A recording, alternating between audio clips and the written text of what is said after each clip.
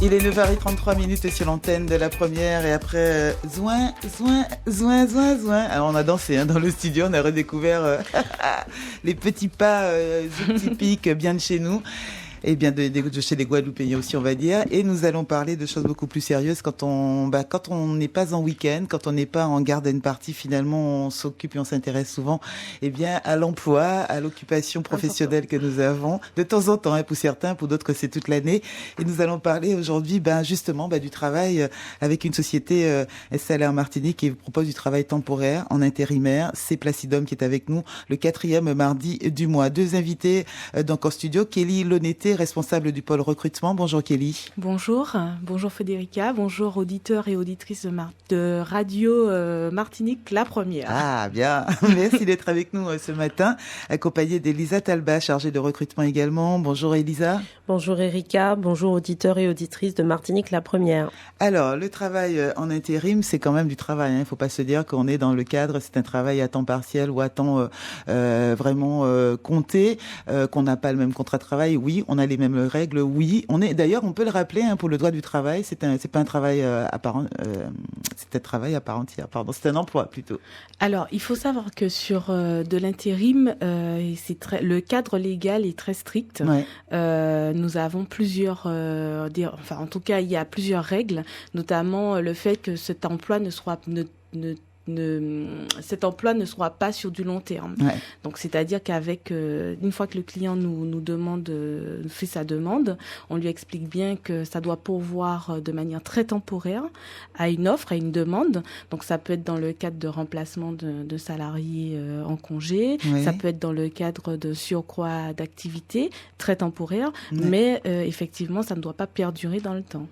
Très bien. Alors, pour on va dire, un postulé, c'est un peu le même parcours.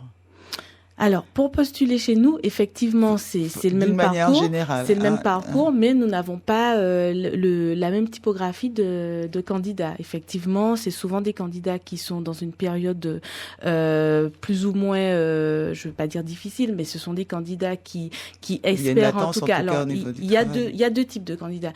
Vous avez des candidats qui espèrent trouver un emploi de manière temporaire parce que ça correspond à une phase de leur vie.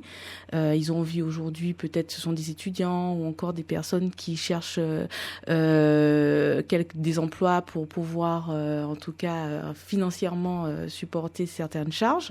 Et puis, vous avez aussi des personnes qui considèrent, et heureusement pour nous, que le travail temporaire peut être une porte d'entrée dans certaines entreprises. Donc, effectivement, il y a certaines personnes qui sont un peu plus stratégiques et qui vont peut-être postuler chez nous pour justement accéder à un emploi en CDI et CDD. Et ce parcours doit se faire toujours avec un CV, une lettre de motivation. Déjà, il faut répondre aux offres. Tout à fait. On a aussi des candidatures spontanées, on a des offres. Puisqu'on a des demandes des clients sur des emplois temporaires, mais on a aussi effectivement des candidatures spontanées, des personnes qui passent à l'agence déposer leur CV ou qui postulent directement, qui nous envoient directement leur CV par email. Alors nous avons abordé le thème justement du CV, comment le rédiger, quelles étaient les obligatoires, les mentions entre guillemets obligatoires, les erreurs à ne pas commettre, comment est-ce que celui qui va recevoir le recruteur, l'employeur va analyser et percevoir votre CV. Aujourd'hui, on va parler de la lettre de motivation qui doit accompagner ce CV et qui est souvent peut-être aussi, on le disait, le frein, le guet à passer pour beaucoup de personnes parce qu'il fallait un petit peu coucher certaines choses sur le papier. La légitimité de cette lettre de motivation à notre époque aujourd'hui.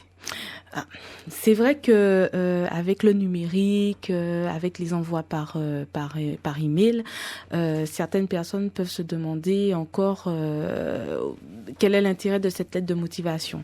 C'est vrai que dans certains cabinets, dans certaines structures, la lettre de motivation, selon les statistiques, est lue par 75% des recruteurs. Maintenant, elle reste quand même un outil. Enfin, en tout cas, cette lettre est un outil quand même très important dans le sens où, surtout pour nous qui sommes dans l'intérim, ça nous permet de mieux cibler les attentes des candidats et d'orienter en tout cas ces attentes, d'orienter le candidat par rapport à ses attentes.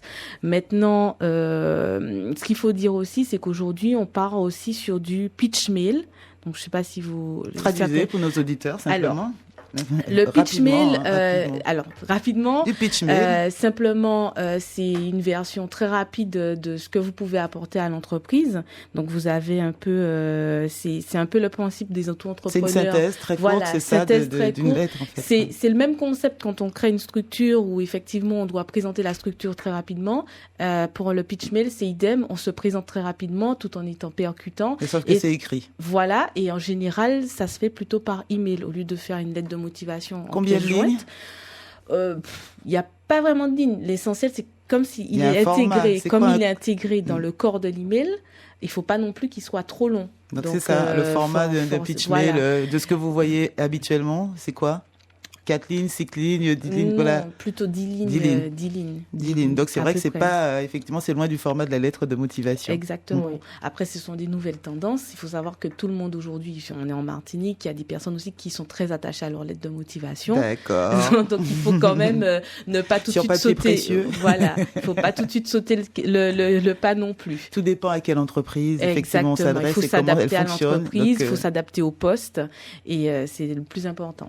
L'adaptation. Voilà, alors aujourd'hui vous dites il faut encore la rédiger, elle n'est pas forcément nécessaire, elle n'est pas forcément nécessaire en fonction de qui va la recevoir, de la faire sur en 2 pages, mais ça reste important, c'est une façon pour vous bien évidemment de dire qui vous êtes et ça intéresse toujours les recruteurs. Il est 9h et bientôt 49 minutes sur notre antenne, elles sont avec nous jusqu'à 10h, on va continuer à s'intéresser à la lettre de motivation. Je vous rappelle que nous avons aussi une offre d'emploi pour vous. Vous êtes dans la comptabilité, eh bien cette entreprise recherche un comptable confirmé pour travailler sur la Martinique et ce sera pour un poste de type CDI. C'est un contrat en CDI, on en parle en fait d'émission. Soyez à l'écoute, 9h40. 9h, midi, fait des services. C'est écrit CDI, bah chérie. On va en parler juste après. Gardez votre micro. Les objectifs de cette lettre de motivation, Elisa Talba, une lettre de motivation qui peut être mêlée aujourd'hui et toujours adressée sur papier. Oui, alors la lettre de motivation, elle doit permettre de décrocher un entretien auprès d'un employeur potentiel. Donc il faut que le candidat puisse parler de lui d'un plan personnel et professionnel et de faire valoir ses aspirations profondes et sa détermination par rapport au poste donné. Donc il faut surtout éviter de faire une lettre de motivation trop longue parce que ça risquerait de pas être lu. Éviter de faire du copier-coller de ce qu'on trouve sur Internet qui, à ce moment-là, ne vous permet pas de vous approprier véritablement votre lettre de motivation et vos ambitions professionnelles. Il faut éviter les phrases trop courtes ou trop longues, les répétitions, les fautes d'orthographe, avoir un fil directeur et ne pas rester non plus dans des généralités. Il faut savoir aller à l'essentiel. Pourquoi est-ce que vous postulez? Quelles sont vos motivations et quelles sont vos capacités professionnelles, vos aptitudes qui vous permettront de décrocher ou pas le poste? Et puis surtout, qu'est-ce qui fera que vous serez sélectionné plutôt qu'un ou une autre? Voilà. Donc, et puis surtout, encore une fois, c'est très important, il faut éviter les fautes d'orthographe. Ça, c'est rédhibitoire, que ce soit pour les CV ou les lettres de motivation. Il ne faut pas hésiter à faire relire par un élément extérieur qui pourra, à ce moment-là, voir ce que nous, on n'a pas vu parce qu'on a la tête dans le guidon. Alors, on retient bien les précautions, tout ce qu'il faut éviter, les erreurs à ne pas commettre pour cette lettre de motivation. Mais je voudrais bien qu'on insiste sur ce qu'il faut y mettre. Alors, Quelle est l'honnêteté? Alors, tout d'abord, je voulais revenir sur les objectifs de la lettre de motivation, puisque souvent les candidats c'est pas tous les candidats qui comprennent l'objectif. Pour eux, c'est surtout une tâche supplémentaire. Ouais.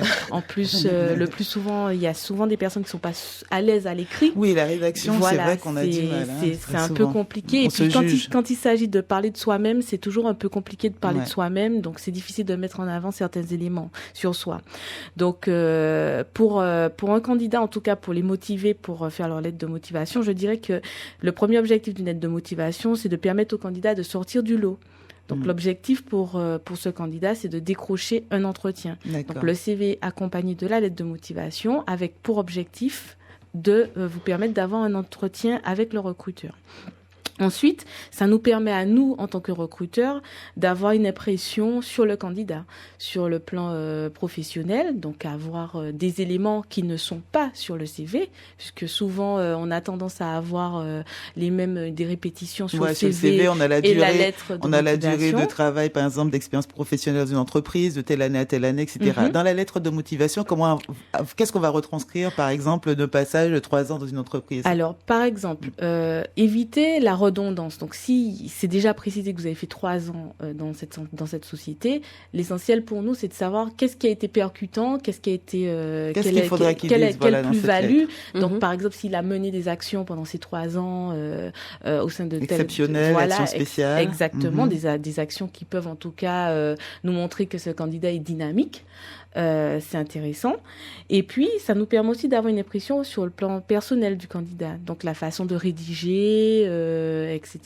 Donc, on peut avoir, par exemple, des candidats par rapport au style aussi d'écriture. Ça nous permet de savoir si c'est un candidat, au lieu d'avoir un terme « je suis dynamique », on va pouvoir identifier au style d'écriture. Là, vous m'inquiétez, si vous me rappelez qu'on dit que un des premiers freins, c'est la rédaction qui va bloquer tout candidat, même des personnes qui ont des niveaux de diplôme assez élevés, mais qui ne sont pas bons à l'écriture ou à la plume.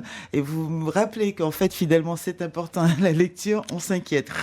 On remet un coup de pression sur ceux qui doivent écrire une lettre de motivation. Ce que je voudrais savoir, surtout parce qu'on n'a pas beaucoup de temps, c'est quand on se dit, la plupart des gens, dans le CV, j'ai retracé tout mon parcours professionnel. Qu'est-ce que je dois mettre dans une lettre de motivation, en sachant que je ne dois pas répéter, et que si je répète mon CV, c'est 10 lettres qu'elle fera, 10 pages qu'elle fera ma lettre de motivation, vu que le CV déjà, c'est une synthèse graphique, on va dire, de mon parcours. Ouais. Juste des exemples. Voilà, j'ai mené des missions exceptionnelles, je le mets. Je suis sympa avec mes collègues, je le mets. Non. Alors, pas des banalités, c'est bien ce qu'on disait. On prendra l'exemple. Alors, vous êtes journaliste, vous avez fait un exemple concret. Donnez des exemples concrets. Évitez de raconter ma vie. Non, pas du tout, je ne la connais pas du tout. Allez, on y va. Alors, je suis journaliste, j'ai passé par exemple 3 ans, j'étais présentatrice de Radio Martinique. Par exemple, j'ai pu mener des actions contre le cancer pendant cette période. D'accord, je mettrai en avant 3 actions importantes, des événements intéressants dans la vie, en tout cas en tant que professionnel, ce qui vous a en tout cas stimulé pendant une certaine période. Et surtout dire ce que ça m'a apporté. Exactement. Voilà, parce que dans mon CV, j'ai mis 3 ans journaliste à Martinique Première. Donc je veux savoir, qu'est-ce qu'on va... Voilà, des actions qui peuvent être percutantes pour nous. Vous souhaitez prendre la parole? Oui, non, mais je suis d'accord avec Madame Lenetté. La lettre de motivation, elle doit pouvoir mettre, on va dire, le point sur des choses concrètes que vous ont apporté une expérience professionnelle. Donc, ce que ça vous a permis, le bénéfice que vous en avez retiré de manière concrète et objective. Et évidemment, que vous mettez à disposition de cette entreprise que vous sollicitez. Alors, quand on a fait tout ça, comment est-ce que l'on peut juger que sa lettre de motivation est, Alors, elle sera percutante, elle est efficace, qu'elle a été bien rédigée. On va dire que c'est celui du recruteur aussi. Est-ce qu'il faut vous conseiller d'être lu, de se faire lire par d'autres personnes, de laisser reposer un petit peu et d'y revenir le lendemain, parce que des fois c'est ça, ou est-ce que simplement on se laisse au jugement du recruteur? Alors, les 3. Parce que ça, c'est le dernier. Le recruteur, quand on va l'envoyer, elle est plus malade. Quand je vais l'envoyer au recruteur, je peux plus y toucher. Mais avant de l'envoyer, Alors, avant de l'envoyer, on était parti un peu sur les erreurs à ne pas commettre, effectivement. Et on va finir là-dessus en même temps, voilà. C'est la fin. De toutes les façons, c'est sûr que le verdict, c'est le recruteur qui l'a. Donc, si vous avez un coup de fil d'un recruteur qui vous propose un entretien, c'est que finalement, votre lettre de motivation ou votre CV a été percutant. Il y a eu des choses qui nous ont intéressés et on vous a rappelé. Donc ça, c'est sûr que vous avez le verdict. Voilà. C'est évident, ça. Maintenant, effectivement, il y a aussi d'autres choses qui sont importantes. C'est si vous avez réussi à montrer votre aspiration, votre véritable aspiration à travailler dans l'entreprise, et si vous avez réussi à vous positionner par rapport au poste. Parce que souvent, les candidats, ce qu'ils oublient, c'est de faire le lien entre leur profil et le poste concerné. D'accord. Donc, s'ils arrivent vraiment à trouver un lien en montrant en quoi leur mission, en quoi leur poste précédent peut être une plus-value. En quoi ils peuvent apporter quelque chose à l'entreprise. À l'entreprise et au poste. D'où certains conseils qui vous disent d'enquêter sur l'entreprise. Quand vous voulez, par exemple, là, vous proposez, et on en parlera dans quelques instants, vous recherchez un comptable confirmé, lieu de travail, etc. Bon, on dit souvent de s'intéresser un petit peu à l'entreprise, pour savoir comment elle fonctionne, quel était son chiffre, si elle a recruté ou perdu des personnes, et pour pouvoir mieux cibler la proposition que vous lui ferez. C'est pas simplement, je suis là, je suis sans emploi, prenez-moi, quoi. Oui. 9h48 sur notre antenne, on va au standard. Il y a Frédéric qui souhaite intervenir depuis le France-Roi. Bonjour Frédéric. Oui, bonjour Frédéric. Bonjour, nous t'écoutons, bienvenue. Allô? Oui, bonjour. Oui, bonjour, voilà. Je voulais juste poser une question par rapport à la motivation. Il faut qu'elle soit manuscrite ou on peut aussi la taper, parce que c'est assez régulièrement que je vois des motivations tapées. Et voilà quoi, ça va. Kelly, Elisa, j'ai pas entendu. Manuscrite ou tapée? Manuscrite ou voilà. Voilà. Alors, c'est sûr, on a de tout. On a effectivement des personnes. Nous avons effectivement des personnes qui écrivent leur lettre de motivation. Moi, je vous aurais conseillé simplement, si vous avez une jolie et belle écriture, ça passe, pas de souci. Maintenant, si vous avez quelques difficultés et que votre écriture n'est pas forcément très jolie, je vous conseillerais d'utiliser un ordinateur et de taper votre lettre de motivation. Parce que aussi, il y a un problème aussi de lisibilité. Souvent, quand vous... chacun a ses lettres, voilà. J'avoue, je n'écris pas très bien, donc j'évite d'écrire.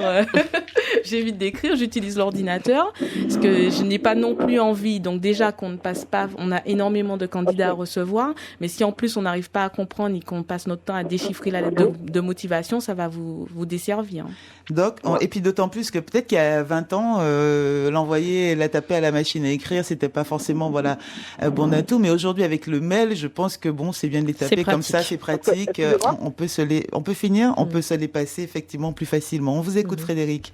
Oui, voilà, parce que je sais qu'à un certain moment, il y a certaines personnes qui, par rapport à l'écriture, qui pouvaient détecter un peu, déceler le caractère de la personne. Ça aussi, oui. Par rapport à l'écriture, là, voilà. C'est vrai, il y a eu des tendances dans le recrutement où effectivement on faisait graphologie, voilà, ordonné, sérieux. Après, ça dépend des postes. Voilà, exactement, voilà. Partez du principe. J'imagine que des fois, ils doivent vous le demander, justement. On peut vous le demander, ça peut être spécifié.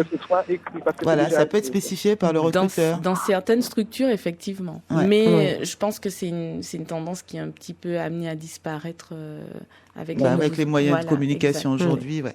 Bonne question de Frédéric, alors. Merci, au revoir. Au revoir, bonne journée. Bye bye.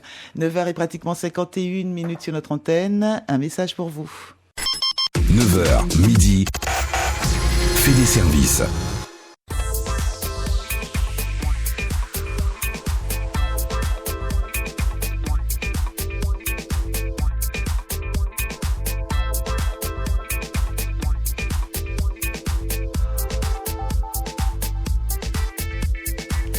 Et presque 52 sur l'antenne de la première, la lettre de motivation importante tout de même qu'elle accompagne donc votre CV. Elle reprend évidemment bien les temps forts de votre parcours professionnel, mais aussi renseigne un petit peu plus sur votre personnalité, sur vos objectifs et votre ambition à rejoindre une équipe. Alors, on rappelle rapidement les erreurs à ne pas connaître, pourquoi je dis commettre depuis ce matin. En tout cas, on les connaît généralement, ou en tout cas, je vous invite à les connaître pour ne pas les commettre.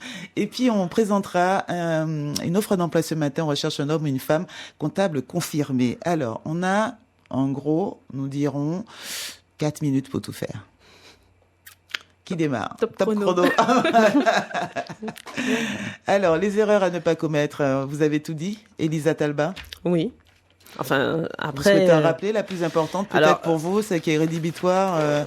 Les fautes d'orthographe. Les fautes d'orthographe. Donc, on fait corriger. Donc oui, il faut faire corriger, relire, laisser poser éventuellement, pourquoi pas, et revenir dessus après. Faire une lettre de motivation qui soit concise, précise et surtout bien ciblée par rapport à l'offre d'emploi. Éviter de faire du copier-coller Internet et puis ne pas faire une lettre fleuve ou une lettre bateau qui n'a aucune pertinence.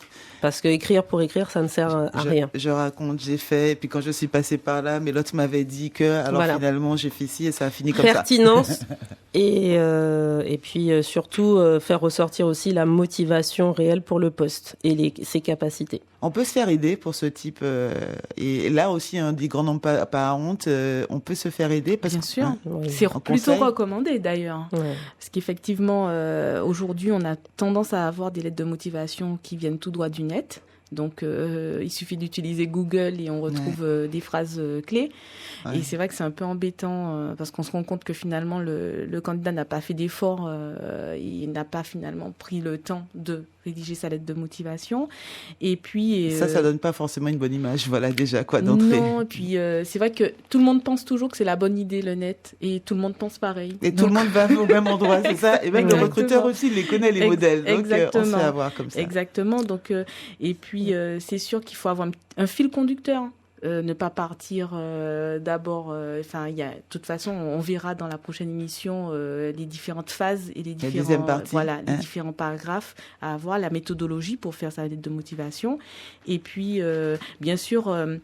Il faut se faire aider par un professionnel si vraiment, vraiment, vous n'y arrivez pas. Il y a des structures, même le Pôle emploi, ils ont des services dédiés qui peuvent aider pour la lettre de motivation. Aider, il y a des associations pour les CV là, aussi. Pour cela. Allez, on va parler de l'offre d'emploi. Vous avez une expérience de 5 années donc en tant que comptable confirmé, homme, femme, prêt à travailler donc sur la Martinique. Il y a une proposition pour vous. Qui fait un peu le général, le tour de cette offre d'emploi? Elisa Talba.